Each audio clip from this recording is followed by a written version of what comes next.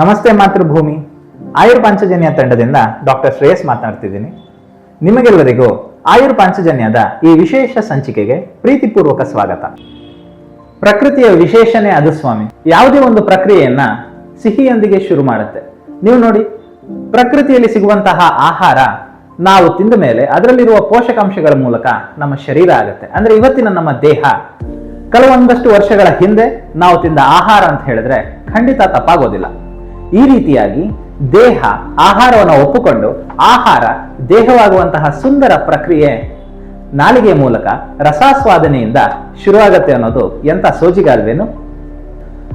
ನಾವು ತಿನ್ನೋ ಆಹಾರ ನಮ್ಮ ಶರೀರ ಆಗಬೇಕು ಅಂದ್ರೆ, ಅಥವಾ ನಾವು ತಿನ್ನುವಂತಹ ಔಷಧಿಗಳಿಂದ ನಮ್ಮ ರೋಗ ಮುಕ್ತಿ ಆಗಬೇಕಂದ್ರೆ ಇವೆರಡಕ್ಕೂ ಮುಖ್ಯ ಕಾರಣ ನಮ್ಮ ಅಗ್ನಿ. ನೀವು ಏನು ತಿಂತೀರಿ, ಎಷ್ಟು ತಿಂತೀರಿ ಅನ್ನೋದ್ರ ಜೊತೆಗೆ ಅದನ್ನ ದೇಹ ಯಾವ ಮಟ್ಟಕ್ಕೆ ಬಳಸ್ಕೊಳ್ಳುತ್ತೆ ಅನ್ನೋದು ಕೂಡ ಅಷ್ಟೇ ಮುಖ್ಯ. ಆಹಾರ ಮತ್ತು ಔಷಧಿಯ ಪಾಚನ ಯುದ್ಧ ಅಂತ ನಾವು ತಿಳ್ಕೊಂಡ್ರೆ, ದೀಪನ ಮತ್ತು ಪಾಚನ ಚಿಕಿತ್ಸೆ ಆ ಯುದ್ಧಕ್ಕೆ ನಡೆಯುವಂತಹ ಪೂರ್ವಭಾವಿ ಸಿದ್ಧತೆ.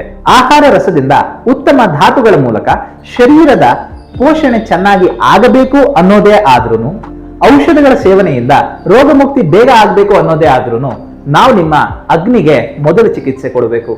ಸ್ವಸ್ಥಸ್ಯ ಸ್ವಾಸ್ಥ್ಯ ರಕ್ಷಣಂ, ಆತುರಸ್ಯ ವಿಕಾರ ಪ್ರಶಮನಂ. ಅಂದರೆ ಆರೋಗ್ಯವಂತ ವ್ಯಕ್ತಿ ರೋಗ ಬರಬಾರದು ಅನ್ನೋ ಉದ್ದೇಶಕ್ಕೆ ಸಹ, ಹಾಗೂ ರೋಗಿಯಾಗಿರುವಾತ ರೋಗ ಬೇಗ ನಿರ್ಮೂಲನೆ ಆಗಬೇಕು ಅನ್ನೋ ಉದ್ದೇಶಕ್ಕೆ ಸಹ ದೀಪನ ಪಾಚನ ಚಿಕಿತ್ಸೆಯನ್ನ ಬಳಸಬಹುದು.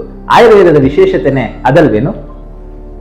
ಇನ್ನು ಈ ದೀಪನ ಪಾಚನ ಚಿಕಿತ್ಸೆಯನ್ನ ನುರಿತ ಆಯುರ್ವೇದ ತಜ್ಞರು ನಿಮ್ಮ ಪ್ರಕೃತಿ, ವಯ, ಸಾತ್ಮ್ಯ, ಸತ್ವ, ನಾಡಿ, ದೇಶ, ಕಾಲ, ಋತು ಮುಂತಾದ ವಿಷಯಗಳನ್ನ ಸಂಪೂರ್ಣವಾಗಿ ಅವಲೋಕಿಸಿ ದೀಪನ ಪಾಚನದ ಔಷಧಗಳನ್ನ ನಿಮಗಾಗಿ ಆರಿಸಿಕೊಡ್ತಾರೆ. ಆಗ ಮಾತ್ರ ನೀವು ಈ ಪ್ರಕ್ರಿಯೆಯ ಸಂಪೂರ್ಣ ಲಾಭವನ್ನ ಪಡೆದುಕೊಳ್ಳಬಹುದೇ ಹೊರತು ಇದು ಎಲ್ಲರಿಗೂ ಒಂದೇ ಔಷಧ, ಒಂದೇ ಸಮಸ್ಯೆ, ಒಂದೇ ಔಷಧ, ಅದು ಇಲ್ಲಿ ಸರಿ ಬರೋದಿಲ್ಲ.